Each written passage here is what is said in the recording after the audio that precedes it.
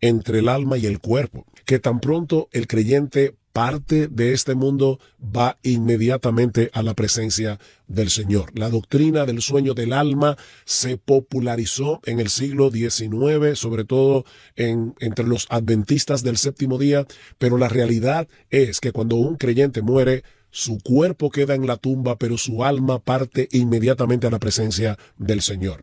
¿Qué le prometió Jesús al ladrón en la cruz? Que le dijo, recuérdame, acuérdate de mí, cuando vengas en tu reino. Y Cristo le dijo, de cierto te digo que hoy estarás conmigo en el paraíso. Cristo no le prometió que él iba a dormir por miles de años hasta su segunda venida. Inmediatamente el Señor muere en la cruz y este ladrón que se arrepintió de su pecado y confió en Cristo en una circunstancia impresionante, porque en la cruz del Calvario Cristo parecía cualquier cosa menos un Salvador. Sin embargo, este hombre confió en él. ¿Y qué le prometió Jesús? Hoy estarás conmigo en el paraíso.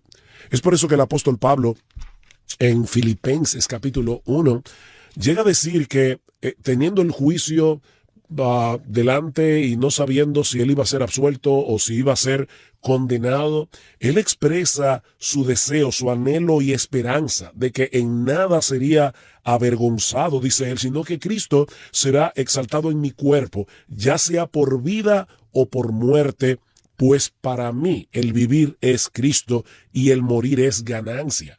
¿Por qué Pablo dice que el morir es ganancia?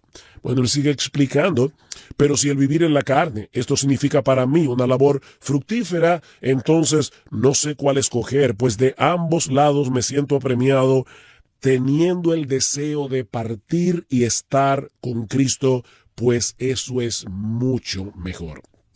Pablo no esperaba que al morir su alma iba a quedar en un sueño de cientos o miles de años. Él estaba completamente convencido de que desde el momento en que él cerrara sus ojos a esta vida, los abriría en la presencia misma de nuestro Señor. Para mí, dice él, morir es Cristo, a vivir es Cristo, morir es ganancia, y por eso tengo deseo de partir y estar con Cristo, porque eso, dice Pablo, es muchísimo mejor. Así que si tú eres creyente, no tengas temor. El día que te toque partir de este mundo, ya Jesucristo lavó tus pecados, ya tú no tienes cuentas pendientes con la justicia de Dios. El Señor entró como precursor en el reino de su Padre para que cuando cada creyente parta, inmediatamente vaya a su bendita presencia. Solemos ver la muerte como una desgracia, no como una bendición. Pero Dios nos dice aquí, y el Espíritu Santo lo confirma, que algunas personas son bienaventuradas al morir. En ello se cumple lo que dice la Biblia en otro lugar, que para algunos el día de la muerte es mejor que el día del nacimiento. Estos muertos son bienaventurados. Por otra parte, es interesante notar que esa voz divina que Juan oyó del cielo le ordenó escribir estas palabras. Dice el versículo 3, y oí una voz que desde el cielo me decía, escribe, escribe. Dios quería que esta declaración quedara registrada para la posteridad, para consuelo y fortaleza del pueblo de Dios a través de las edades. Esta enseñanza sobre la muerte quedó grabada con letras indelebles en las Sagradas Escrituras para que tú y yo podamos beneficiarnos de ellas casi 2000 años después de que Juan las registrara en el libro de Apocalipsis. Y espero, hermanos, que el Espíritu de Dios use esta enseñanza en esta mañana para nuestro consuelo, pero al mismo tiempo para traer pensamientos sobrios a nuestro corazón al meditar en el tema de la muerte. Nuestro texto contiene una declaración y una explicación. Se nos dice que algunos muertos son bienaventurados y luego nos explica por qué. Veamos en primer lugar la declaración. Dice en el versículo 13, oí una voz que desde el cielo me decía, escribe, bienaventurados de aquí en adelante los muertos que mueren en el Señor. La muerte es uno de esos temas que a todos nos atañe, pero en el que no todos quieren pensar. Es un asunto que nos compete a todos porque todo hombre que vive tiene una cita con la muerte. Algunos llegan más temprano, otros llegan más tarde, pero todos llegan al fin. No existe la posibilidad de eludir esta cita. Es por eso que toda comunidad de individuos tiene su cementerio, porque la muerte es la porción más segura de todo hombre. Nada hay más cierto respecto a la vida que el hecho de la muerte. Puede que tarde, pero tenemos la seguridad de que vendrá. Toda la historia y experiencia de la humanidad nos lo aseguran. Lo mismo puede venir a un joven que a un viejo, a un rico que a un pobre, a un santo o a un pecador, a cualquier hora o en cualquier lugar. Cuando Dios llama, nadie puede escapar, nadie puede excusarse, nadie puede evitar la cita. Nadie. Y cuando llega la muerte, cuán dolorosa y desgarradora es. Tanto, hermanos, que nunca nos acostumbramos a ella. Nunca. La muerte no es un tema para tratar con ligereza. No. Esto es algo que nos afecta profundamente. Pero precisamente por esto es necesario que nos detengamos a pensar en la muerte y que procuremos alcanzar un entendimiento claro y preciso de lo que debemos esperar cuando esa hora llegue. Porque una vez pasemos el umbral de la vida, hemos emprendido un viaje sin retorno y hacia un destino que ya no puede ser cambiado. Un segundo, tu corazón deja de latir y tu destino queda sellado para siempre. Es seria la muerte, es seria la muerte. ¿Qué sucede cuando el hombre muere? Bueno, este texto de las Escrituras nos provee una respuesta clara y precisa. Dice: bienaventurados los muertos que mueren en el Señor. Bienaventurados. Podríamos traducir la palabra bienaventuranza como felices. Es como si dijéramos bendito de Dios, bendecido por Dios. Y como consecuencia de esa bendición, este hombre, esta mujer, experimenta gozo, plenitud, contentamiento. Estas personas poseen la bendición de Dios y por eso son dichosos, por eso son felices, realmente felices, plenamente felices. ¿Y a quiénes señala nuestro texto como poseyendo tal felicidad, tal bienaventuranza? A los que mueren en el Señor. ¿Qué dice el texto? Bienaventurados los muertos. ¡Qué declaración tan chocante! Bienaventurados los muertos. Cuando recibimos la noticia de que alguien ha muerto, usualmente hay un tono triste y sombrío en las palabras. Y no puede ser de otro modo. En las Escrituras se asocia la idea de la muerte con la idea de la tristeza. Por ejemplo, en 1 Tesalónica capítulo 4, versículo 13, dice el apóstol Pablo: hermanos, yo no quiero que ignoréis acerca de aquellos que han muerto, para que no os entristezcáis como aquellos que no tienen esperanza. No es que no tengan tristeza, es que no es como la de aquellos que no tienen esperanza. Y el apóstol Pablo en Filipenses capítulo 2, hablando de que Epafrodito, su amigo de milicia, había enfermado, Pablo dice: pero Dios lo sanó, Dios le restauró la salud y no permitió que él muriera, para no añadir sobre mi corazón tristeza sobre tristeza. Tristeza sobre tristeza. La muerte produce tristeza. Aún la muerte de un cristiano. Ha habido una separación y nosotros que quedamos atrás sentimos el vacío que esa persona ha dejado en nuestras vidas. Ahora yo me pregunto, esa es la perspectiva de la muerte cuando la vemos desde nuestro punto de vista, pero ¿qué del punto de vista de aquel que ha partido? Nosotros estamos tristes, pero ¿qué de aquel que ha dejado este mundo para entrar en el mundo venidero? Bueno, si pertenece al grupo que el apóstol Juan está describiendo aquí, es un bienaventurado, es un dichoso, es una persona verdadera y plenamente feliz. Juan nos dice que estos muertos son bienaventurados. El poeta Rubén Darío escribió en uno de sus poemas acerca del espanto seguro de estar mañana muerto. Evidentemente esa no era la perspectiva que Pablo tenía de la muerte. Para él no era un espanto morir. Para él era muchísimo mejor partir y estar con Cristo. Ahora, mi amigo, esa bienaventuranza del texto no es para todo el mundo. Nuestro texto no dice simplemente que los muertos son bienaventurados, no. Allí dice que son bienaventurados los muertos que mueren en el Señor. Los que mueren en el Señor. En otras palabras, aquellos que a la hora de la muerte fueron hallados en unión vital con Cristo por medio de la fe. Para todos los demás que no están en Cristo, no existe bendición alguna a la hora de la muerte, porque han partido en sus pecados, han partido con deudas pendientes delante de Dios. Para tales personas la muerte es una desgracia, la más grande y más terrible de todas las desgracias.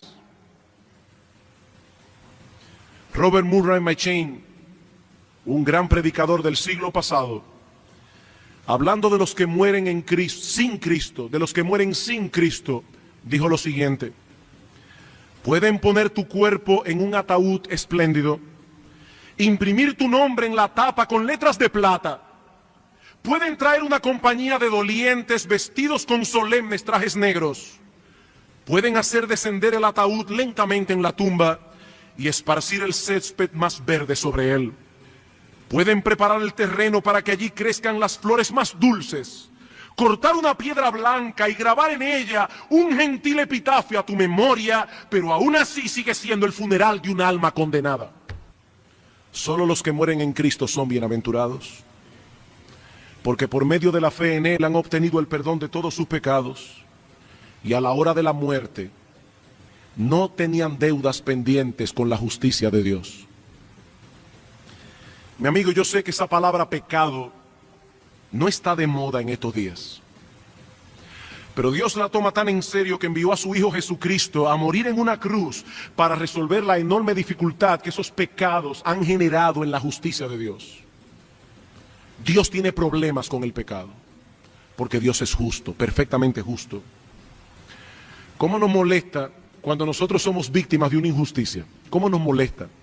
Pero al mismo tiempo, ¿cómo queremos evadir que todos nosotros somos injustos? ¿Cómo queremos evadir el hecho de que algún día tú y yo, mi amigo, seremos juzgados con justicia? Mi amigo, todos nosotros nos presentaremos delante de un juez justo. Y óyeme bien, mi amigo, ese juez conoce nuestras vidas hasta en sus más íntimos detalles. Aquello que tú has hecho en oscuridad, aquello que nadie ha visto, aquello que solo se ha quedado en tu pensamiento, aquello que solo ha sido un movimiento de tu corazón, Dios lo sabe. Dios conoce tu vida. Por eso nadie podrá alegar inocencia en aquel tribunal, nadie. Porque dice la Escritura en Hebreos capítulo 4 versículo 13 que todas las cosas están desnudas y abiertas a los ojos de aquel a quien tenemos que darle cuenta. Tu vida es un libro abierto delante de Dios. En aquel solemne día, cada palabra, cada pensamiento, cada acción, cada motivación pasará por el sedazo de la justicia perfecta de Dios. Y nadie, absolutamente nadie, será bienaventurado en aquella hora si no fue justificado en vida por medio de la fe en nuestro Señor Jesucristo. Dice el apóstol Pablo en Romanos capítulo 5 versículo 1, justificados pues por la fe tenemos paz para con Dios. ¿Sabes, mi amigo, lo que es justificación? Escucha qué cosa más gloriosa, que Dios, el juez justo, declara justo al pecador culpable. Dios lo declara justo si deposita su fe en la persona de Cristo y en la obra que Él hizo en la cruz del Calvario. Oye, qué buena noticia. La Biblia dice que la paga del pecado es la muerte.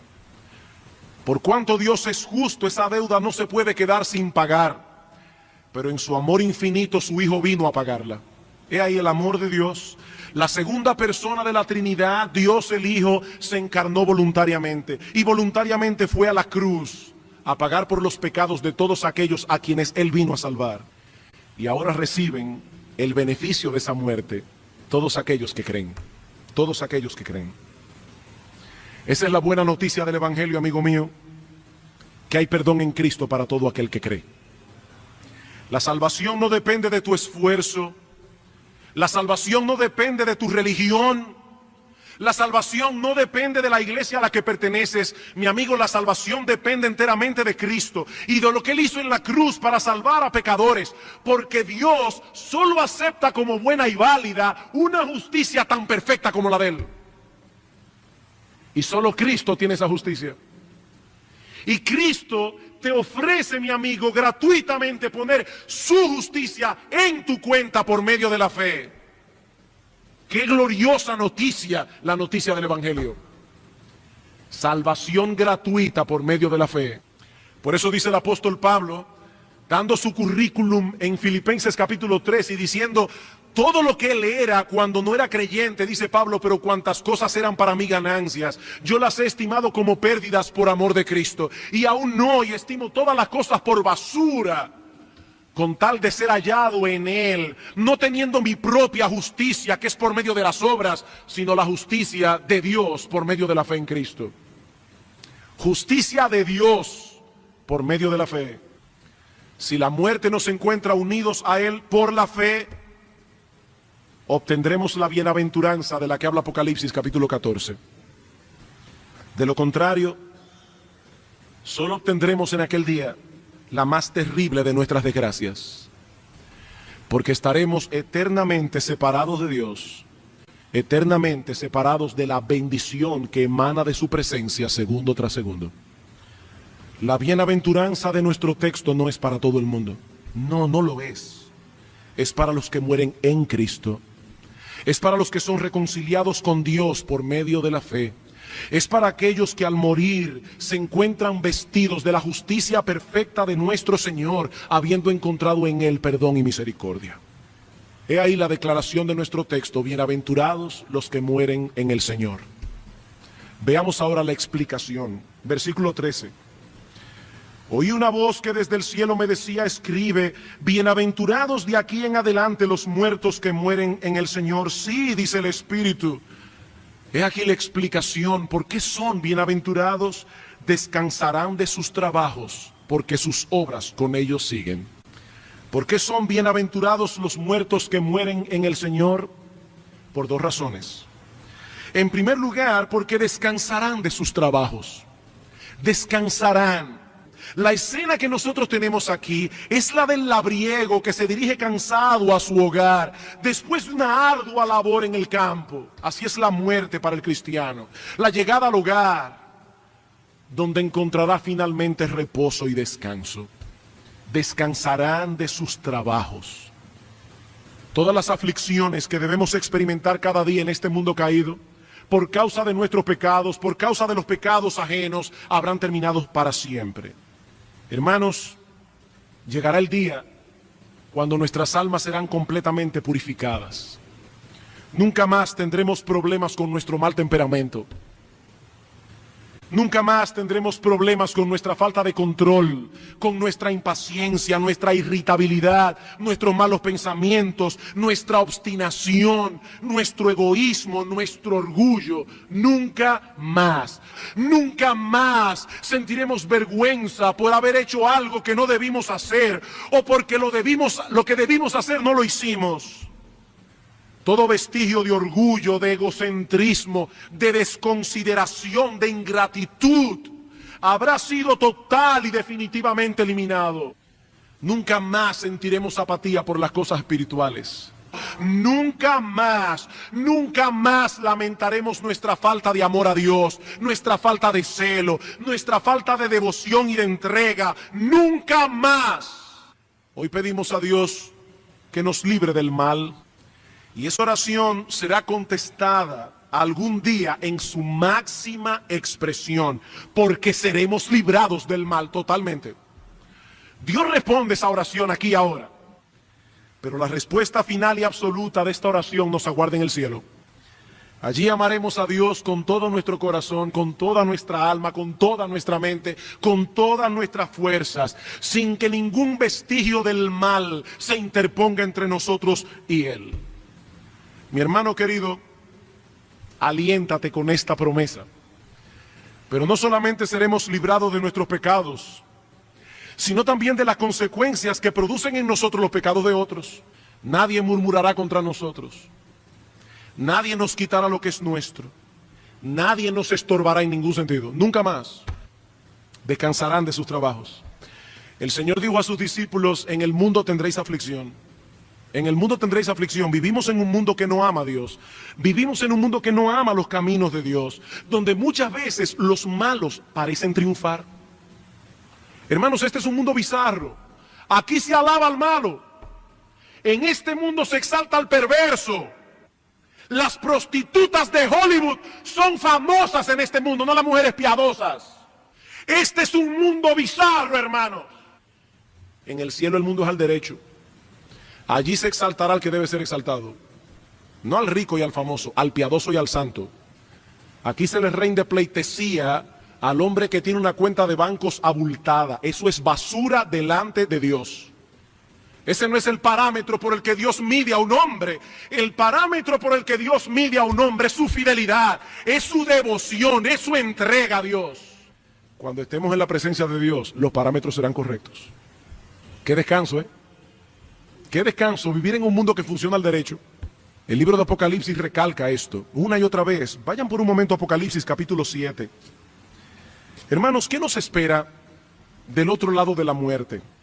Hablando de estos que han salido de la tribulación, dice en el versículo 15 del capítulo 7, por esto están delante del trono de Dios y le sirven día y noche en su templo, y el que está sentado sobre el trono extenderá su tabernáculo sobre ellos. Ya no tendrán hambre ni sed, y el sol no caerá más sobre ellos, ni calor alguno, porque el Cordero que está en medio del trono los pastoreará y los guiará a fuente de aguas de vida, y Dios enjugará toda lágrima de los ojos de ellos.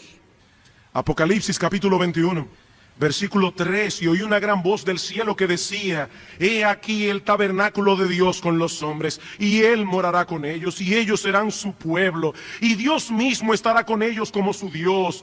Enjugará Dios toda lágrima de los ojos de ellos, y ya no habrá muerte, ni habrá más llanto, ni clamor, ni dolor, porque las primeras cosas pasaron. Ahora, hermanos, noten cuál es la porción nuestra en esta vida. Cuando Juan dice, ya no habrá llanto, ya no habrá lágrimas, ya no habrá dolor, es que aquí sí lo hay. Aquí sí lo hay. Aquí sí hay motivos para llorar. No en el cielo. ¿Por qué son bienaventurados los muertos que mueren en el Señor? Bueno, en primer lugar, porque descansarán de sus trabajos. Descansarán de sus trabajos. Pero el texto nos da una segunda razón. Apocalipsis 14:13 dice, bienaventurados de aquí en adelante los muertos que mueren en el Señor. Sí, dice el Espíritu, descansarán de sus trabajos, porque sus obras con ellos siguen. Noten que allí no dice que esas obras llegan primero. Allí no dice que es en base a esas obras que los creyentes son aceptados. Allí dice que ellos llegan primero y las obras llegan después. Porque la base sobre la cual estas personas son aceptadas delante de Dios es la justicia perfecta de Cristo nuestro Salvador. La justicia perfecta de Cristo. Y las obras siguen después. Pero, aunque nosotros no seremos aceptados delante de Dios por nuestras obras, sino por la obra de Cristo, la Biblia también nos enseña que todo lo que hagamos por Cristo, aun a pesar de que es Dios quien nos da la fuerza, la capacidad, los dones, la motivación, aún así, mi amado hermano, todo lo que hagamos por Cristo recibirá recompensa. Pablo dice en 2 Corintios capítulo 5 versículo 10 que cada uno recibirá según lo que haya hecho mientras estaba en el cuerpo. Cada cosa que haya sido hecha por amor a Él o por causa de Él será recompensada, por más pequeña que haya sido. Por más pequeña, el Señor dice en Mateo capítulo 10, versículo 41, el que recibe a un profeta por cuanto es profeta, recompensa de profeta recibirá. Y el que recibe a un justo por cuanto es justo, recompensa de justo recibirá. Sí, nosotros somos débiles, imperfectos. Seguramente todos nosotros quisiéramos hacer mucho más por Cristo. Seguramente. Pero, amado hermano, regocíjate en esta promesa. Todo lo que hayas hecho por Él seguirá contigo a la hora de la muerte, y entonces serás debidamente recompensado. Los muertos que mueren en el Señor son bienaventurados, benditos de Dios, plenamente felices y dichosos. Están experimentando ahora esa plenitud de gozo de la que habla el salmista en el Salmo 16, versículo 11. Dice el salmista, en tu presencia hay plenitud de gozo, delicias a tu diestra para siempre. Amados hermanos, Dios nos ha revelado estas cosas para consolarnos en medio del dolor y la aflicción que causa la partida de un ser querido. Pero también, amados hermanos, Dios nos ha dejado esto en su palabra para consolarnos en medio de cualquier tribulación, porque lo que nos espera al final del camino es sencillamente indescriptible. Dice el apóstol Pablo en Romanos capítulo 8, versículo 18, que las aflicciones del tiempo presente no son comparables con la gloria que en nosotros será revelada. Los muertos que mueren en el Señor son bienaventurados. Podemos enfrentar con confianza la vida y la muerte. Podemos encarar con esperanza la partida de un ser amado que ha partido. Si ha partido en Cristo. No solo porque sabemos que esa persona está experimentando el deleite pleno de estar con su Señor, sino porque sabemos que algún día nos volveremos a ver. Y en cuanto a ti, amigo mío, ¿qué será de ti cuando tengas que enfrentar el trance seguro de la muerte? ¿Qué será de ti? ¿Tú estás preparado para morir? ¿Puedes decir de ti que estás unido a Cristo por la fe? ¿Que en algún punto de tu vida te arrepentiste de tus pecados? ¿Te convertiste a Cristo? ¿Confiaste únicamente en Él para la salvación de tu alma? ¿Es Cristo hoy tu Rey y tu Señor porque le has entregado a Él tu vida para hacer su voluntad, no la tuya? Porque si no es así, mi amigo, tú no estás preparado para morir. No estás preparado para ese segundo en que el alma deja de latir y tu destino queda sellado para siempre. Tú no estás preparado. Partirás con tus pecados. Partirás con deudas pendientes delante de Dios. Y tendrás que pagar por ellas por los siglos de los siglos. Tienes una cita a la que tendrás que acudir, tal vez dentro de 10 años, dentro de 20 años, dentro de 30 o 40 años, pero tal vez es mañana, mi amigo. Tal vez es dentro de una hora. Y yo te pregunto una vez más, ¿tú estás preparado para morir? Si Cristo no es hoy tu Señor, tu pastor, tu Salvador, si no te has convertido a Él, si no te has arrepentido de tus pecados, si no le has entregado a Él tu vida entera, tú no estás preparado para morir. Esta bienaventuranza no es para ti. Ven a Cristo, amigo mío. No demores un segundo más, porque la vida es corta e incierta. This world is endless, so wide, so far, but somehow I'm still lost in you.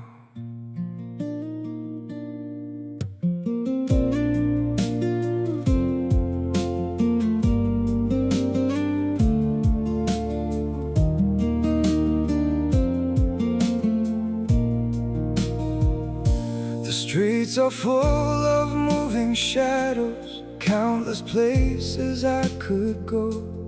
City shining, people passing, yet I still feel so alone. Every road keeps leading nowhere, every sky feels cold and blue. In this world so vast and open, I'm still lost in missing you. The world is wide, so wide before me, but I keep losing my way. Somewhere in the endless distance, your memory makes me stay.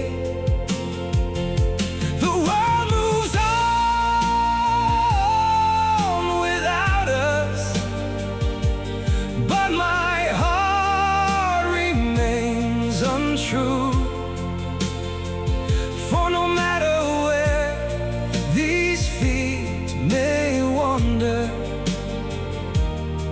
I'm still lost in missing you.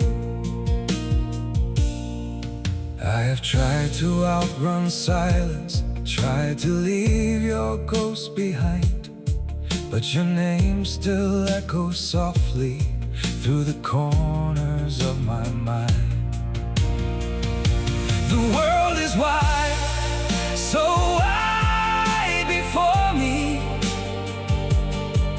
but I keep losing my way.